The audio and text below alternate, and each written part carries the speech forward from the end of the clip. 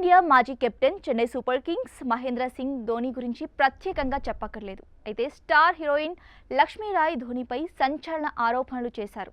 గతంలో తనకు ధోనికి రిలేషన్ ఉందని వార్తలు వచ్చాయని, వాటి వల్ల తన కెరీర్ ఎండ్ అయిపోయిందని ఇటీవల ఓ ఇంటర్వ్యూలో ఆమె సంచలన వ్యాఖ్యలు చేశారు.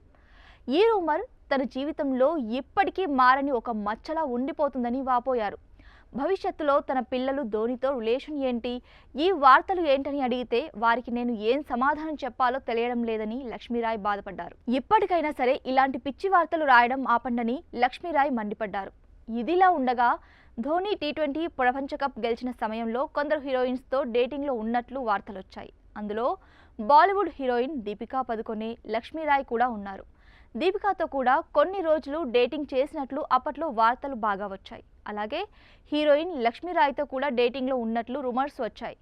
వీరిద్దరూ కలిసి పబ్లు, పార్టీస్కి కూడా వెళ్లారని ఫొటోస్ అప్పట్లో సోషల్ మీడియాలో వైరల్ అయ్యాయి. ఈ క్రమంలోనే లక్ష్మీరాయ్ ఇటీవల ఓ ఇంటర్వ్యూ ఇస్తూ రూమర్స్పై మండిపడ్డారు.